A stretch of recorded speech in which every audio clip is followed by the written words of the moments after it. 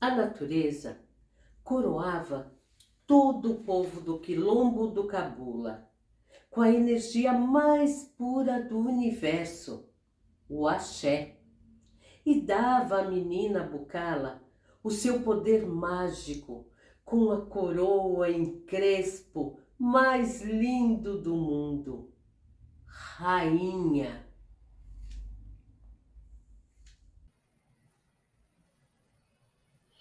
Olá, meu nome é Rita Coelho. Eu sou artista educadora, contadora de histórias, sou assessora pedagógica, trabalho com formação de professor, sou pesquisadora das danças dramáticas brasileiras e tenho um desenvolvimento em relação ao tema do letramento racial. O que nós vamos agora apresentar é a cor da literatura, construindo identidade e resistência negra por meio de escutação de histórias. Quando falamos de escutação, lembramos da escuta ativa empática. Hoje em dia se fala muito das competências socioemocionais. O que são essas competências, né?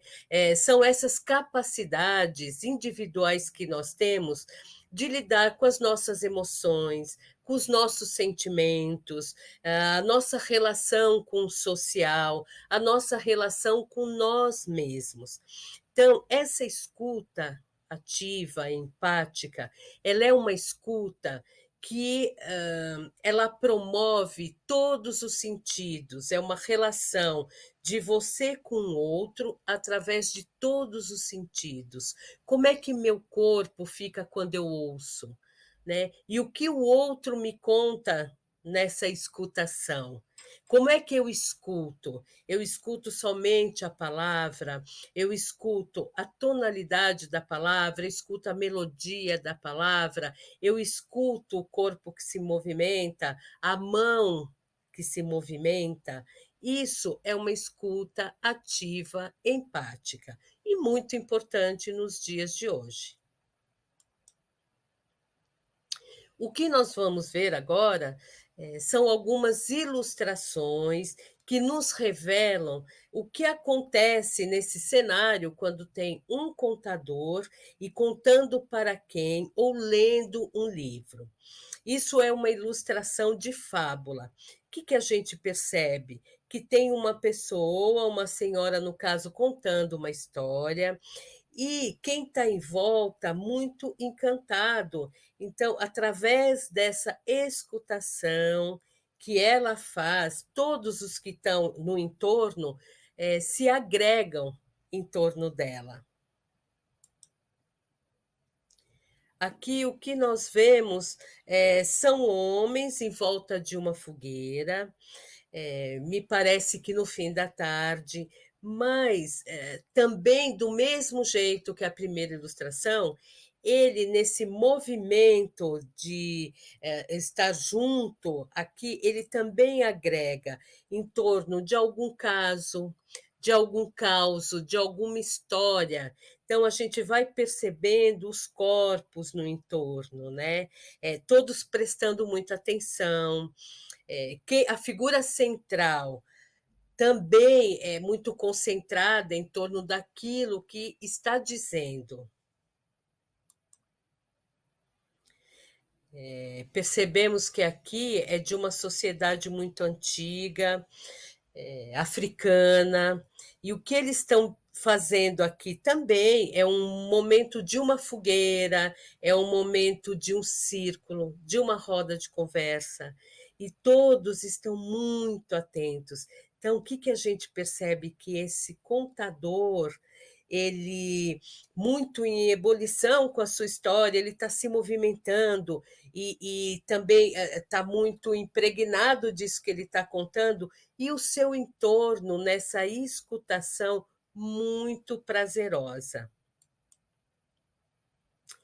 Essa imagem também, em torno de alguém que conta, tem esses olhares que aparentemente perdidos, mas nessa escuta sensível, né? A gente percebe que tem aí um movimento de prestar muita atenção àquilo que o contador está dizendo.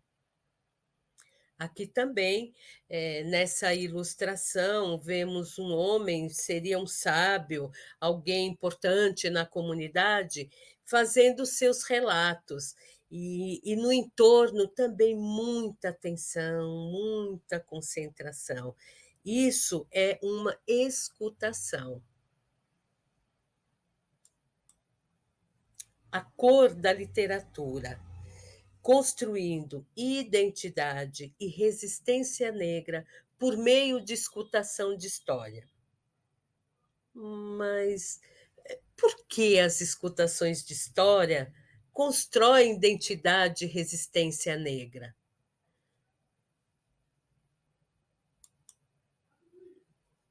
Disse Nelson Mandela: ninguém nasce odiando outra pessoa pela cor de sua pele, por sua origem ou ainda por sua religião. Para odiar, as pessoas precisam aprender. E se podem aprender a odiar, elas podem ensinar a amar. Falando um pouco dessa escutação de história que constrói essa identidade, eu quero falar um pouco de escola e racismo. A nossa escola, ela tem essa origem eurocêntrica e também é a escola onde passamos a maior parte do tempo nas nossas vidas.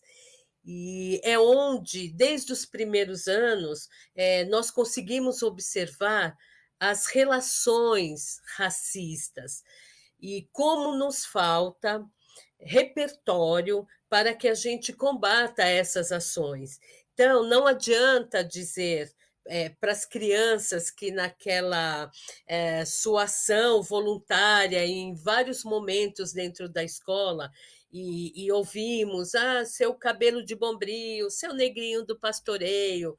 Então, muitas das vezes, e na maioria das vezes, a reação das professoras ou dos cuidadores, de quem está no entorno, é dizer: isso é feio, não se pode falar assim.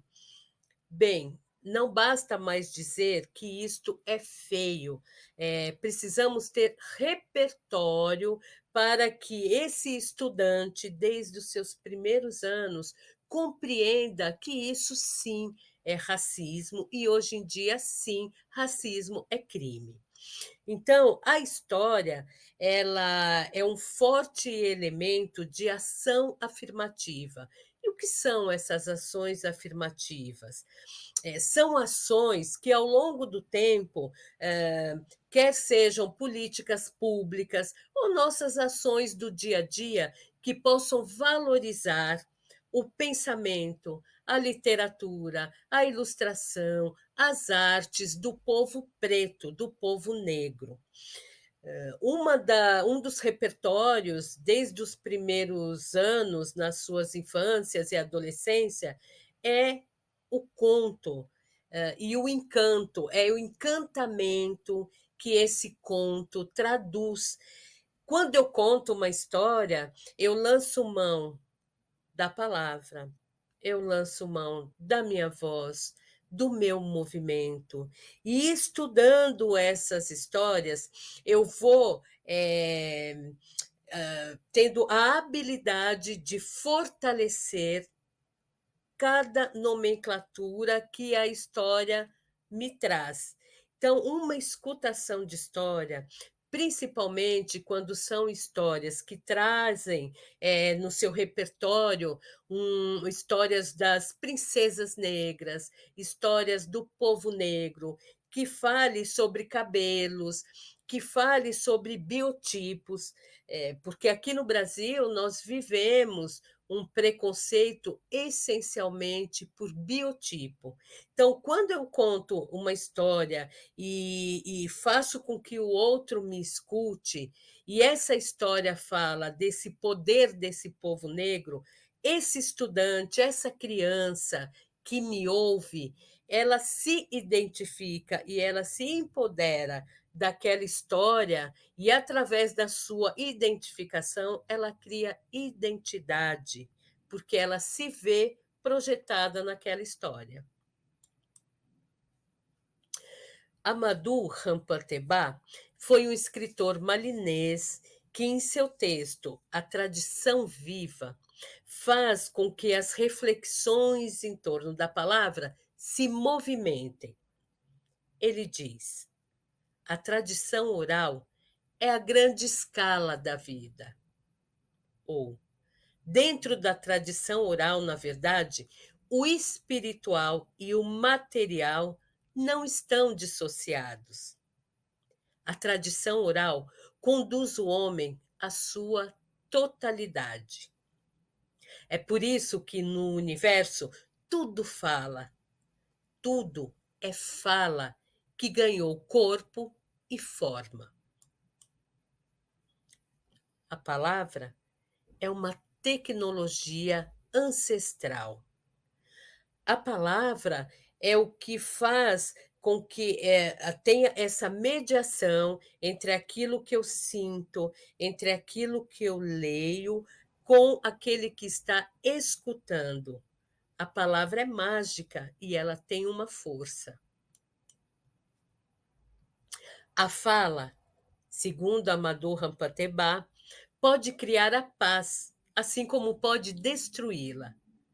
É como fogo.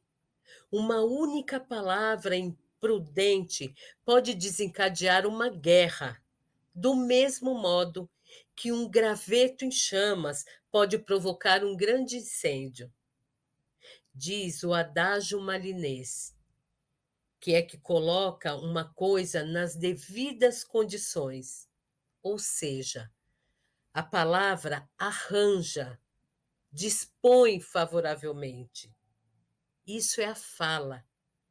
O que é que estraga uma coisa? A fala. O que é que mantém uma coisa em seu estado? A fala. A cor da literatura, construindo identidade e resistência negra por meio de escutação de história.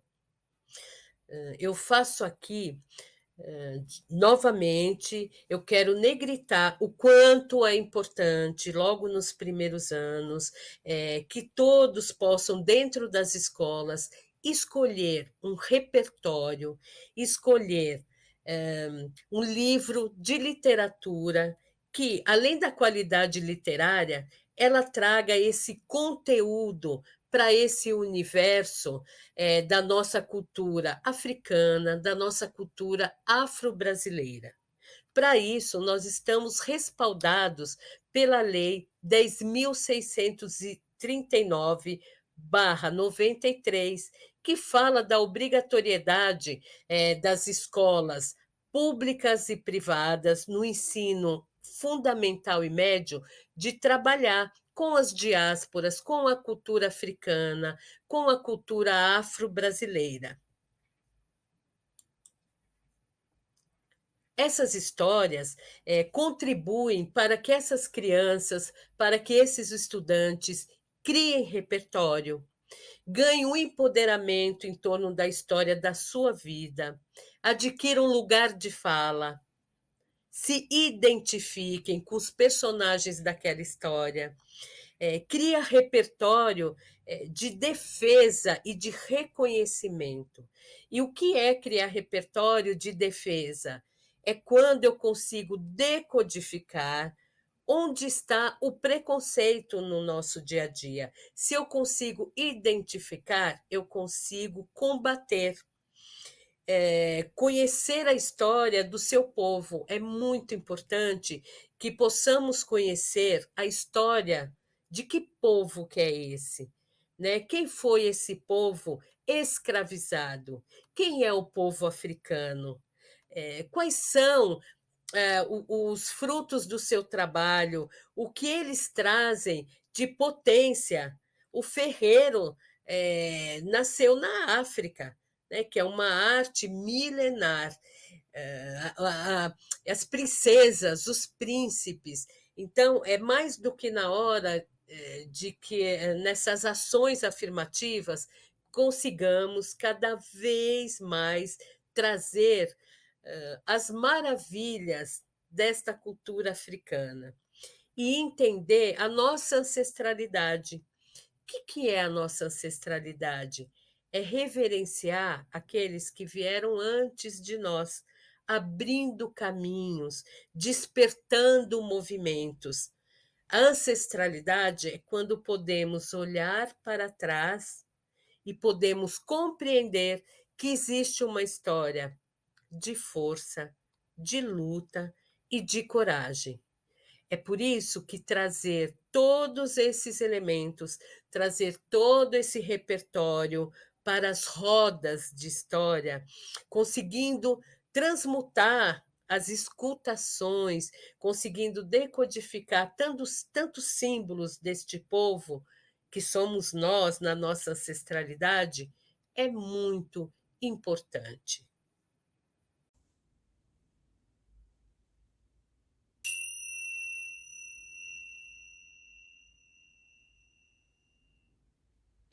Ela apanhava amoras dos galhos e do chão. Ao vê-la, Zumbi dos Palmares diria: nada foi em vão. Nada, nada foi em vão. Fez as palavras soarem como canto ao brincar com as frutinhas com sabor de acalanto. Me olhou nos olhos muito bem e disse: papai, que bom, porque eu sou pretinha também.